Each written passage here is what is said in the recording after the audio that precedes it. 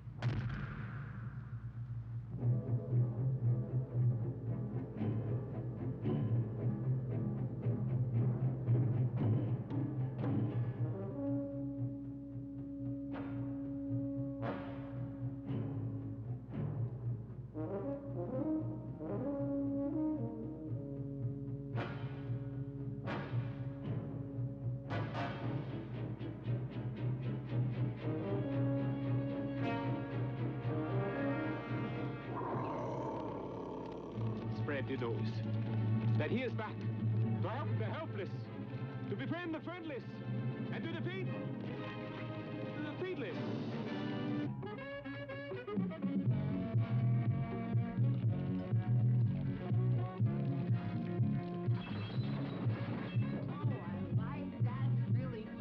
Listen, you give me any more trouble and I'm gonna strangle you with my bare hands. That's another solution.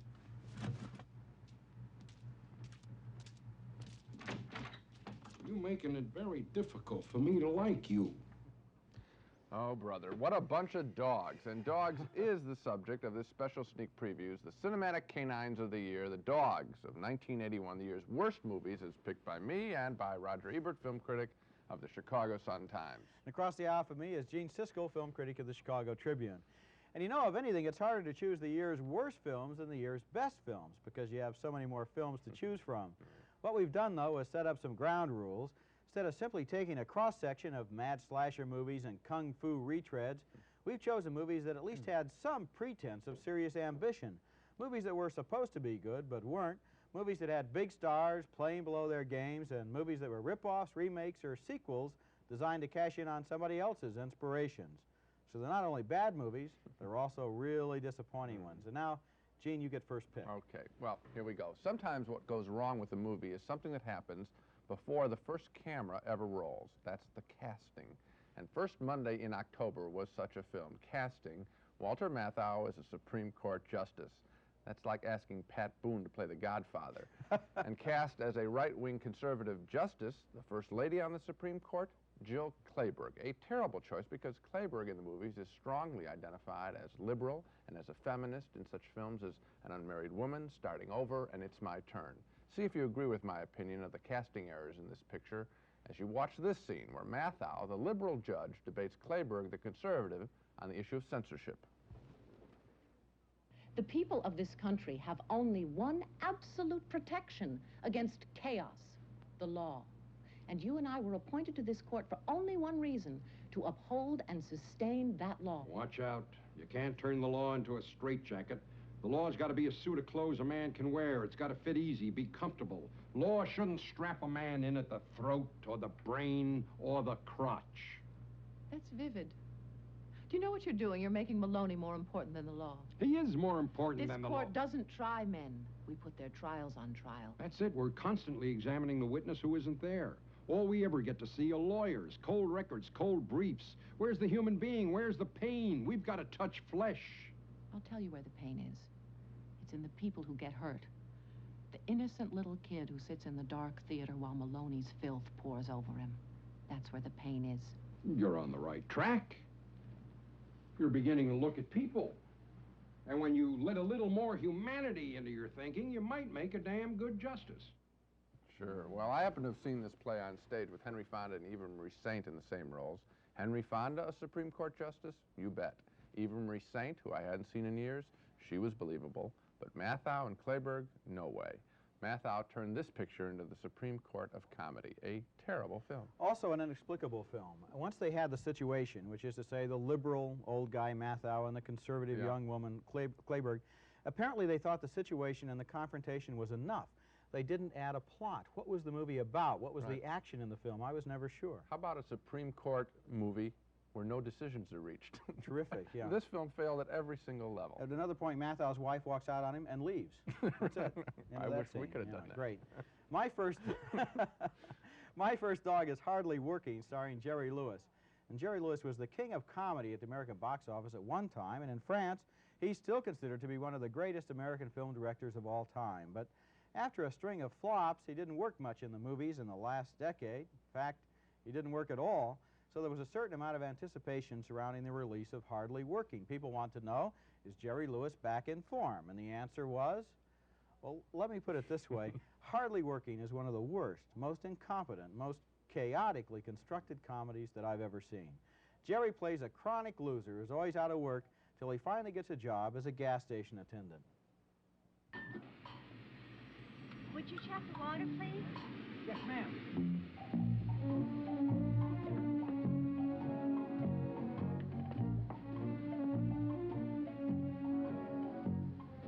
Hot!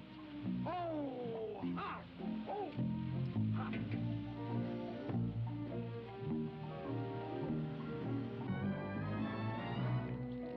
Your gas is overflowing.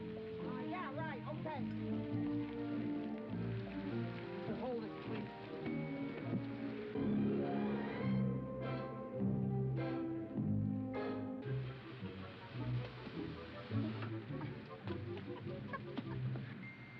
I'm really very sorry. I know excuses don't mean a heck of a lot, but this is my first day on the job.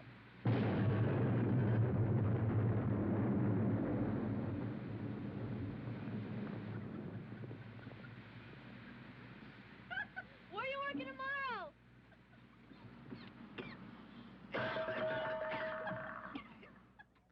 One basic difference between that film and some of the better Jerry Lewis films of years ago is that in those films, Jerry played a character. Here, he is just a man with odd, weird, strange, inexplicable behavior. There was no comic premise underneath it. And the strange thing about Hardly Working is that slapstick sequences like that one are intercut with a grab bag of totally unrelated other scenes.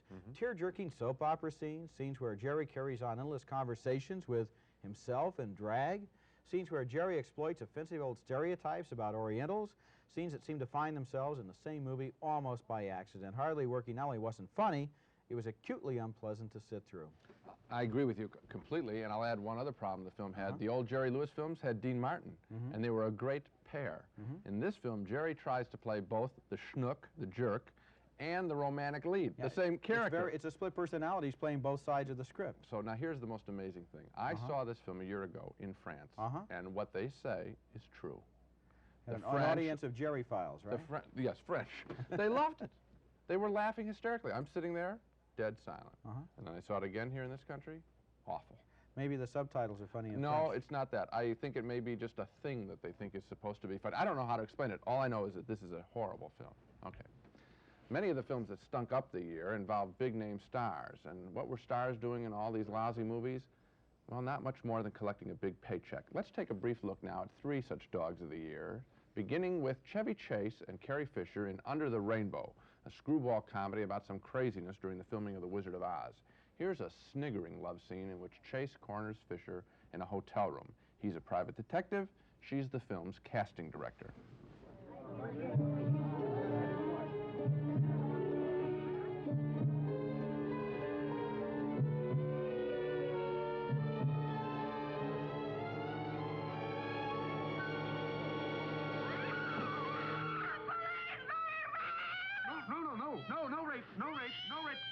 No, shh, I'm with the Secret Service.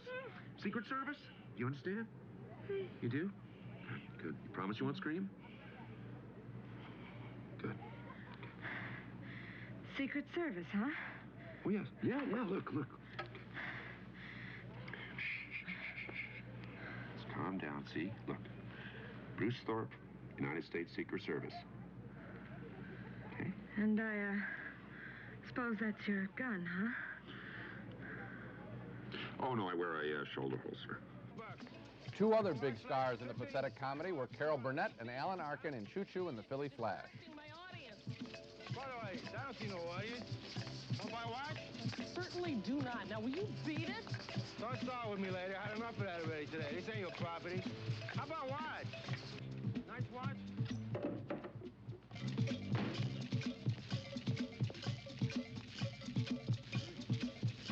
Harry, you listening?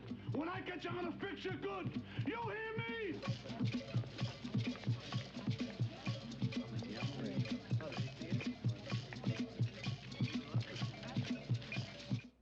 I think that's enough maracas for a few months. Both Arkin and Burnett play street bums who become involved in a long chase involving that stolen briefcase that contains a government secret worth a lot of money. The people who made this picture must have thought that putting a star in a funny costume, Burnett all dressed up like Carmen Miranda, automatically gets laughs. No way. And finally, we come to the third film in this group. Lauren Bacall trashed herself by playing a celebrity stage actress much like herself in The Fan. Here, a crazed fan spies on her from a street corner. It has taken me a long time to say this, but I know the time is now right. We will be lovers very soon, my darling.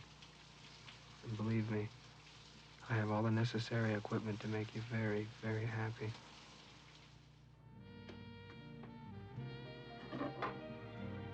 Douglas! Are you in any trouble? No, I'm not in any trouble. Miriam, at the moment, my only trouble is you. You interrupted a very wonderful evening. Right now, I'm having dinner with a very famous actress, a great star of stage and screen. Who? Never mind.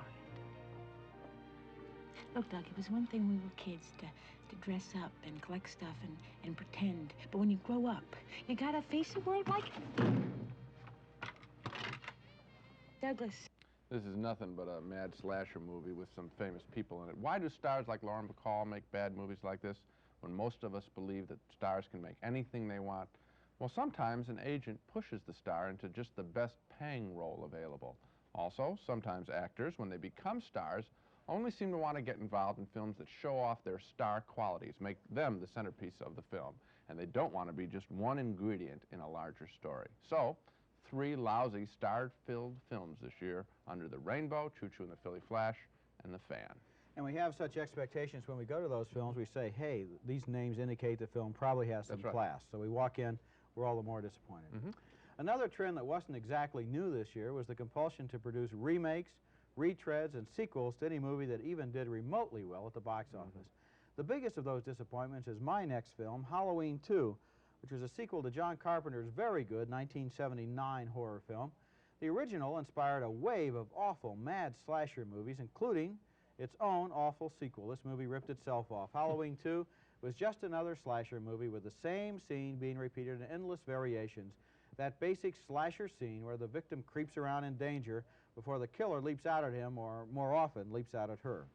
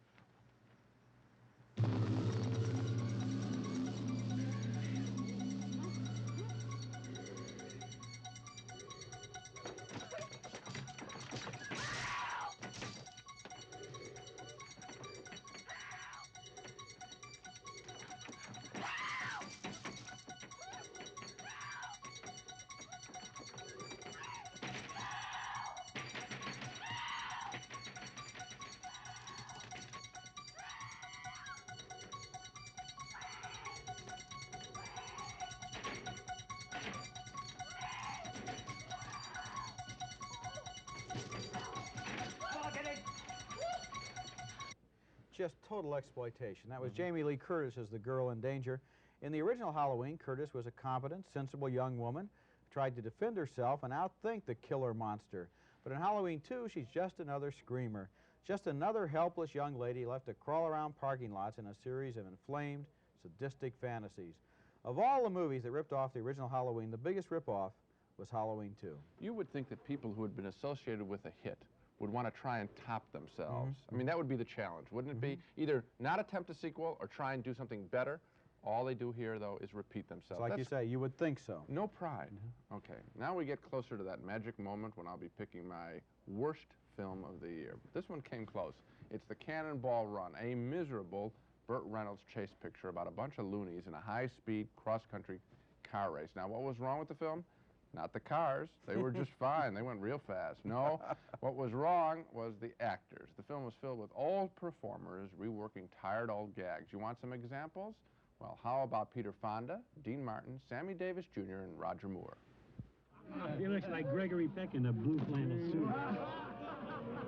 Why don't we go over there and help him out? What do you mean, we?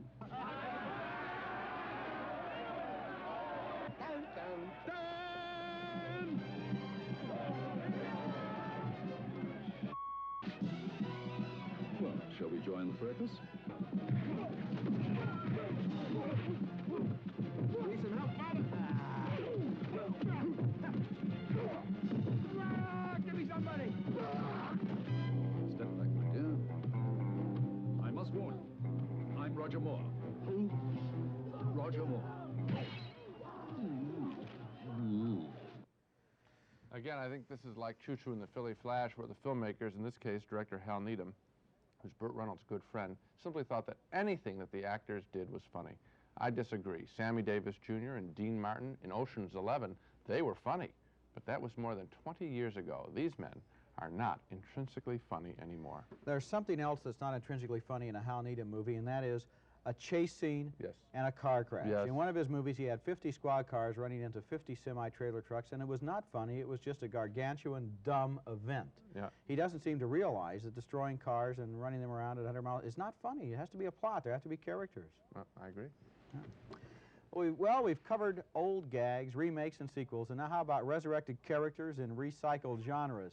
Hollywood seemed at times to run out of new movie heroes during 1981, and so they just went back to the vaults and dusted off the Lone Ranger, Charlie Chan, and Zorro.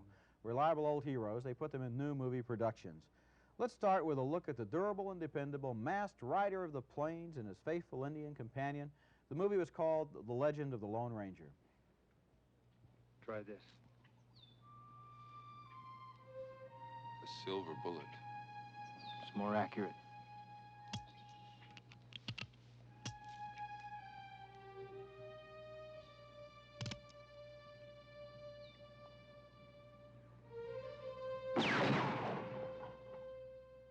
Tribal chiefs first use silver on their arrows. Makes them fly longer and straighter. Silver is pure. It's been a symbol of justice and purity since the year of the sun. It's also a great hedge against inflation. Another reincarnated movie hero, Charlie Chan, with Peter Ustinov in the lead, in Charlie Chan and the Curse of the Dragon Queen. You're getting warmer. Grandpa, upstairs to the killer's room, where it's attached to a, faucet. Faucet. That's it, Grandpa. All we have to do is trace the hose to the killer's room, and we have the killer. So sorry. Hose not go to killer's room. Hose go on roof of building, where there is water tank. That other end of hose attached to bottom of elevator, with time valve, and only fill with water after killer has made good his escape. That's it, Grandpa. Yes, good lesson for young detective. When faced with the obvious, look elsewhere. Finally, George Hamilton resurrected another old-time movie hero, Zorro, the Gay Blade. Diego. Diego. You know it's me? Yes. How long you know? From the start, I think. At first, I thought there were two of you. Well, you see, at the beginning, I had a little... But then I realized you're just two sides of one man who is changing. You are the reason for the change. And now I know it is permitted for a man to be vulnerable. Vulnerable.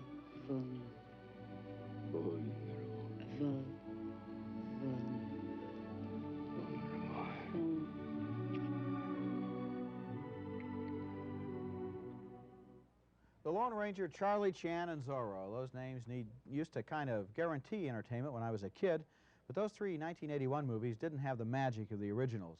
They exploited their heroes without ever really appreciating the real humor and style that went into creating those characters in the first place. Absolutely. I don't understand. Again, it's a matter of pride, I would think. You're a movie maker, you want to make something fresh. I don't even know why they bother to go back. It's such a safe play. It's the kind of thing a financier thinks of, not someone who loves movies. I think you put your finger right on it. These are deals, not movies. It looks good on paper. They get the money. Everybody gets paid. The movie is an afterthought. Okay. Now, my choice of the worst film of 1981. It's Buddy Buddy, starring the great Walter Matthau and the great Jack Lemmon, directed by the great Billy Wilder, and a script by the great Billy Wilder and his longtime writing partner, the great I.A.L. Diamond. How could all of these legitimately great talents have created an astoundingly bad film? Well, I saw Buddy Buddy, and I still don't believe it. Matthau plays a morose hitman trying to make one last kill. Unfortunately, in the next hotel room is Jack Lemmon, a suicidal man depressed because his wife has left him. Now, what is it? I had an idea. Yes? Why don't you call her? Call who? My wife. And tell her that I tried to kill myself. Huh? Here's the number. I don't even know your wife. Well, tell her you're a friend of mine. I'm nobody's friend. Tell her that my life is hanging by a thread and that I'm slipping fast, and then she'll have to come. Look, I don't seem to be getting through to you. I'm a very busy man, so don't bug me, don't hassle me. Get off my back. You mean you're not going to call? No. Okay, the deal is off. What deal? You don't call her, I'm gonna do it again. Oh, you and are? again and again. I got razor blades, I got sleeping pills. You got a handkerchief. A handkerchief? Yeah. What are you gonna do with that? A real rarity, a bad Matthau Lemmon movie. Why was this the worst movie of the year? Because it was a comedy that didn't contain a single big laugh. And when you see Matthau and Lemmon in this mess, the effect is truly depressing. Again, I think this is a case of the stars and their director believing that anything they do is funny. And in Buddy Buddy, Matthau, Lemmon, and Wilder prove this is simply not true. You know, Gene, we talked before on sneak previews about the fact that humor is totally subjective. Either you laugh or you don't laugh. Right. In my case, I agree with you. I did not laugh. I was appalled. I was disappointed. No. So were most other audiences. And the question is, who laughed at what point in the making of this film? Did they laugh when they read the screenplay, or did they say, we'll fix it on the set? Did they laugh on the set, or would they fix it in the editing? At what point did they think it was going to be funny? Yes. The other thing that I notice is that comedies are taking a large share of our worst of the year list. And that's because when a comedy is bad, it's obvious, too. You're not laughing. Well, here's a bad drama. My worst movie of 1981 is Heaven's Gate, an enormously ambitious Western by a very talented director, Michael Cimino, who made The Deer Hunter, which ironically was my choice as one of the best films of 1979. But Heaven's Gate cost an estimated $40 million. It had a good cast, including Chris Christopherson and Christopher Walken, yet it was a stunningly boring, disconnected, uninvolving, impossible to follow film. Look at this inept action scene, which you can hardly see through the clouds of dust. People are screaming nonstop in foreign languages, but the filmmakers are so unsure of themselves they give us subtitles for the screams, and the effect is hilarious.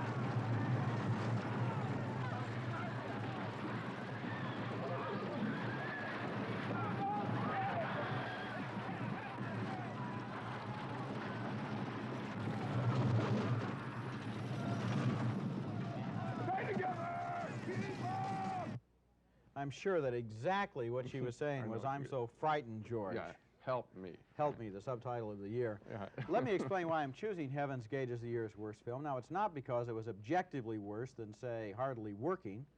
No movie could be. but because it was more disappointing. Yeah. Enormous resources of talent and money were squandered on a movie that apparently never knew what it wanted to be. The filmmakers got out there on location, they spent millions of dollars, got a lot of great-looking shots, but they didn't tell us who the people in their film were or what their relationships meant or what story they were trying to tell. You know, I think if we can find something that runs through all of these pictures, I think the word ego applies. The ego of the comic filmmaker or the comic actor who says anything I do is funny, the director who will build a set and forget the elements of the story, ego. And I think what happens is, obviously, when you become a star, it's a very heady experience. When you win an Oscar as Best Director, it becomes very heady feeling. And maybe you lose control, the control of striving to please. You think that you can please by your nature, and of course no one can. I think that's a very good comment, and especially when you think that behind all of these egos who are so eager to listen to people who tell them how great they are and how talented they are all kinds of producers and agents and people who know that if they can get the ego to do something, they can take 15% or they can get a production credit or they can make money. So all of these movies that we've shown today made lots of money for somebody. Yeah. And I think the other thing that you mentioned earlier today, which was very good, was that the trading in on your name. I would hope that the actors that we've skewered a little bit today would think twice in the sense that they really cheated the audience, that they traded on their name and didn't deliver the goods. And here he is, the intrepid cinematic pioneer who helped us sniff out those lousy movies, Sparky the Wonder Dog. Hi, Sparky. 25 minutes to get here from that vault. Film vault. Yeah. Okay, well now here is your last chance, your final warning. In review, the worst films of the year.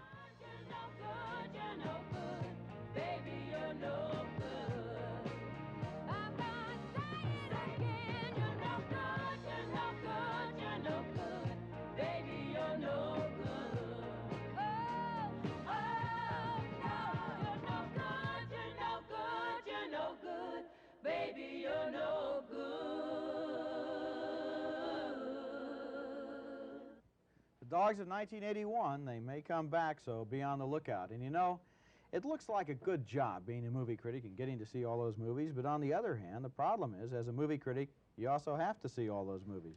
I also think people must think it's the most fun is making that worst list and getting back at the films. Frankly, I like making out the best list because this is sort of a depressing part of the job, realizing that the list is so long, that films have gone wrong so many times, and that really what is special is the jewel, the film that does stand out. How would you like to have a Sneak Previews Film Festival right now of all those films on this show? No way. No way. Okay, that's it for this week. No, join us next time on Sneak Previews, and until then, we'll see you at the movies.